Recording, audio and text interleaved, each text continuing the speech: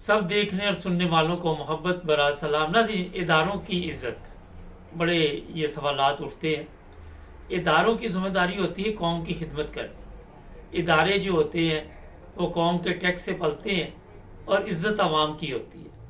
پاکستان کی بدقسمتی ہے، نہ تو ہماری عوام کی عزت ہے، اور چائنا میں جس طرح موجودہ وزیر اعظم وہاں پہ گیا، ساتھ چیف آف آرمی سٹاف تھا، دونوں تصویریں ہم نے بورڈ پہ لگا دی ہیں، جب عمران خان گیا تھا اور جب یہ آپ کے چوکیدار صاحب وزیر اعظم صاحب کے ساتھ گئے، تو حالت ان کی دیکھی۔ عبدالقیوم صاحب ہمارے ساتھ تھے۔ سر یہ بتائیے سب سے پہلے کہ عمران خان کو جو رہائش دی گئی ہے، وہ کمرے کی تصویریں جو ہیں وہ جاری کی گئی ہیں، ایک سابق وزیر اعظم ہے اور اس کے ساتھ یہ سلوک کیا جا رہا ہے۔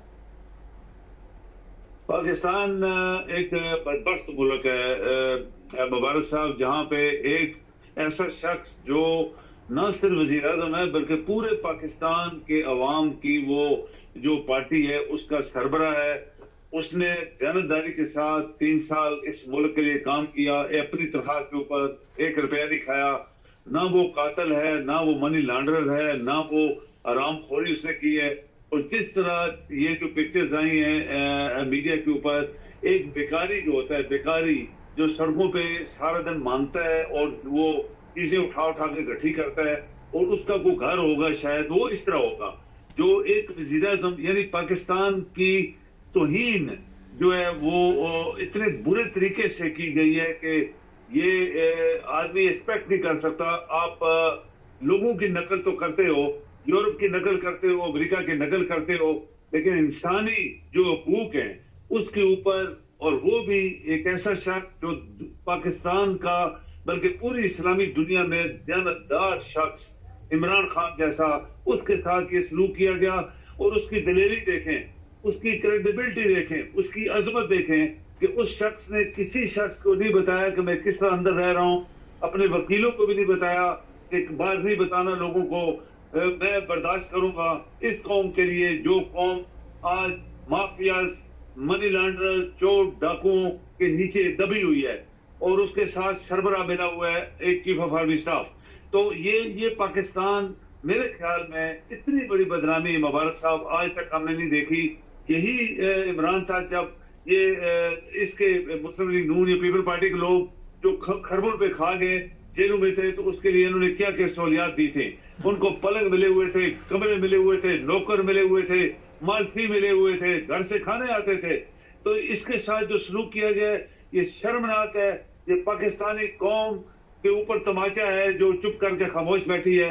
اور میرے خیال میں جو لیڈر ہیں، جو حکومت ہے، جو جعلی حکومت ہے اور جعلی سارا ان کا نظام چل رہا ہے، اس نے جو اپنی بدنیتی سے اپنی اندر جو ان کے اندر ایک کمینہ پونی تھی، اس کا یہ مظاہرہ کیا ہے۔ سر یہ بتائیے کہ بتایا جا رہا ہے نواز شریف کہہ رہا ہے اس کے پاس 2 ایئر کنڈیشن ہے، اور یہ بھی چیزیں سامنے آ رہی ہیں کہ تصویریں بنانے کے لیے یہ سارا کچھ کیا گیا، وہاں پہ پراپوگنڈا کیا گیا، اور اس سے بھی بدتر حالات ہیں۔ آپ سمجھتے ہیں کہ جس طرح یہ جعلی حکومت ہے یہ تمام کام جعلی کر سکتی ہے؟ ابھی دیکھیں ان کے پاؤں جو ہیں کافی باندھے جا رہے ہیں تھرو ججز، چیف جسٹس، چونکہ ان کا اپنا بندہ تھا اور اس نے پوری کوشش کی عمران کے، آپ دیکھ لیں اس کی پارٹی کا نشان مٹایا اس نے الیکشن کمیشنر الیکشن نہیں کروانے دیے۔ ان کو پتہ بھی ہے کہ سب یہ 45 سے 47 ٹرانسفر ہوئے، سب کچھ آرمی نے کیا یا چیف آف آرمی سٹاف نے کروایا اور الیکشن کمیشنر نے کروایا، چیف جسٹس نے کروایا۔ ہم تو پہلے ہی کہہ رہے ہیں مبارک صاحب، آپ نے کتنے پروگرام کیے جس میں یہ چیزیں ہم نے پوائنٹ آؤٹ کی ہوئی ہیں۔ یہ 3 بندے جو سب کچھ کروا رہے ہیں، لیکن ابھی باقی ججز کو پتہ لگ گیا ہے کہ یہ پاکستان کا سسٹم جو ہے یہ چلنے نہیں دے رہے، یہ لوگ ہیں، تو وہ کھڑے ہوتے جا رہے ہیں۔ اور انشاءاللہ امید ہے جو عمران نے تکلیفیں دیکھی ہیں اور قوم کو اس نے بتایا نہیں ہے کہ وہ کتنی ذلالت کی زندگی گزار رہا تھا وہاں ایک کمرے کے اندر، تو وہ اس نے لوگوں کو پتہ نہیں لگنے دیا، لیکن ابھی پتہ لگ گیا ہے۔ تو انشاءاللہ امید ہے کہ ابھی آنے والے جو 2-3 پروگرام، 2-3 اس کے جو کیسز ہیں وہ ختم ہو جائیں گے۔ سر یہ بتائیے چائنا گئے، عمران خان بھی چائنا گیا، وہ تصویریں بھی سامنے آئی ہیں، یہ بھی کہ سنا انہوں نے قرضہ بھی نہیں دیا، چائنا کی کئی کمپنیاں ہیں پاکستان میں، انہوں نے کام بھی روک دیا، انہوں نے کہا جی پہلے پیسے کڈو۔ آپ سمجھتے ہیں کہ وزیر اعظم کی کوئی حیثیت ہے، کوئی عزت ہے، کوئی اوقات ہے ووٹ پالشی کی؟ کوئی بالکل نہیں. دیکھیں نا مبارک صاحب، یہ تو ساری دنیا جانتی ہے نا کہ یہ جعلی لوگ ہیں، یہ اس قابل ہی نہیں تھے. یہ ایک فراڈ سے قوم کے ساتھ جو فراڈ کیا گیا الیکشن کا، اور اس میں کون کون سے ادارے ملوث تھے جو حقیقت میں سزائے موت کے قابل ہے. کیونکہ ایک پاکستانی قوم کے ساتھ، پاکستان کی ہر چیز کے ساتھ فراڈ کر کے ان لوگوں کو جو مافیاز ہیں، جو پاکستان کے پہلی دشمن ہیں، کھربوں پہ انہوں نے کھائے ہوئے، ان کو واپس بنانا، سیٹیں دلوانا، ایک دفعہ گورنمنٹ کو ہٹوانا، پھر دوبارہ ان کو الیکشن میں جتوانا جو ہارے ہوئے تھے. یہ پاکستان کے ساتھ ایک غداری، بہت بڑی غداری تھی، اور اس میں یہ لوگ بیٹھے ہوئے ہیں. آپ حیران ہوں گے، میں یہ دیکھ رہا تھا کہ جب یہ وہاں پہ بیجنگ میں تھا، تو آپ یہ دنیا میں کبھی ایسے نہیں ہوا کہ وزیر اعظم کے ساتھ چیف آف آرمی اسٹاف بیٹھا ہوا ہے اور تیسرے نمبر پہ منسٹر ڈیفنس بیٹھا ہوا ہے. یعنی منسٹر آف ڈیفنس جو کہ ساری ڈیفنس کا ایک سربراہ ہوتا ہے، وہ تیسرے نمبر پہ بٹھا دیا گیا، اور 2 نمبر پہ چیف آف آرمی اسٹاف. مطلب کہ یہ چیف آف آرمی اسٹاف ہی یہ گورنمنٹ چلا رہا ہے، اور گورنمنٹ اس نے بنوائی ہے، اور وہی اپنے آپ کو شو کرنا چاہتا ہے کہ میری پاور ہے. یہ ڈیفنس منسٹر، یہ باقی جو اس کے چہرے ساتھ وہ جوتے پالش کرنے والے ساتھ گھوم رہے تھے، وہ ان کی کوئی قدر نہیں ہے، ان کی کوئی ویلیو نہیں ہے. اور میرے خیال میں پاکستانی قوم اور پاکستان کے آئین اور پاکستان کے جو ادارے، ان کے منہ کے اوپر بہت بڑا تماچا یہ تصویر نے مارا ہے. سر ایک بڑا سوال اس وقت اٹھا ہوا ہے میڈیا پہ، جو امریکہ سے میچ ہار گئے، وہ کہتے ہیں جو پہلے کپ لے کے آیا تھا اس کو تو جیل میں بند کیا، اور یہ بھی بتایا جا رہا ہے کہ یہ بھی ایک سیاسی کھیل تھا، اور آئی ایم ایف سے قرضہ لینے کے لیے شاید یہ ہار گئے.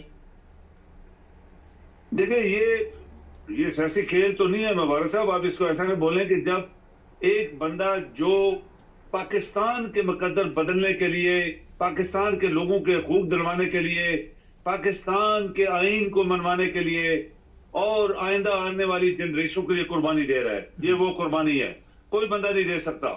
آپ نیلسن منڈیلا کو دیکھیں، 27 ایئرز سمندر کے کنارے پہ ایک بند کمرہ، جس میں کہتے ہیں روشن دان 1 فٹ کا اس کا وہ سائز تھا، مربع فٹ، تو اس میں وہ بیٹھا رہا، وہ ایک قوم کے لیے لڑا، وہ جیت گیا. لیکن جو اس نے تکلیفیں دیکھی، عمران کے اندر بھی اتنا ہی جذبہ، اتنی اس کے اندر دلیری اور اتنی محب الوطنی کا خون ہے کہ یہ اتنی تکلیفیں برداشت کر رہا ہے، جو کہ ایک عزت والے خاندان کا بیٹا ہے، عزت والے خاندان سے ہے، اور وزیر اعظم بھی رہا، تنخواہ کے اوپر روٹی کھاتا رہا، اور دنیا میں جہاں بھی گیا اس نے کبھی پینٹ کو ٹائی نہیں پہنی تھی اس ملک کے لیے، اس عوام کے لیے.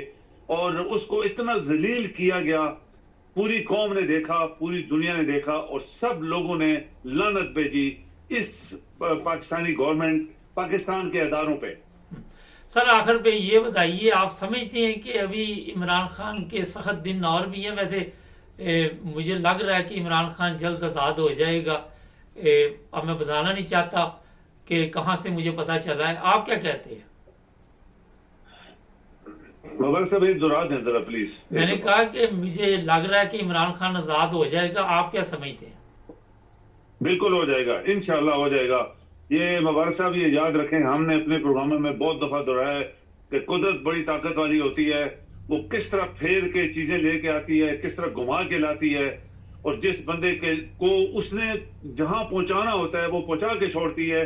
پاکستانی قوم کے مقدر، پاکستانی قوم کا برائٹ فیوچر صرف اس بندے کے ساتھ کنیکٹڈ ہے، اور انشاءاللہ یہ بندہ رہا ہو جائے گا. بہت شکریہ سر آپ. بالکل. ناظرین، مجھے چیف آف آرمی اسٹاف سے بڑی طاقت کی طرف سے ایک پیغام ملا، اور لگ رہا ہے مجھے، ابھی میں 100% نہیں کہہ سکتا کہ عمران خان کے دن شاید بدل جائیں. آنے والے دنوں میں کوئی نہ کوئی اچھی خبر آپ کو مل جائے گی. ہمارے چینل کو سبسکرائب کریں، جڑے رہیں ہمارے ساتھ.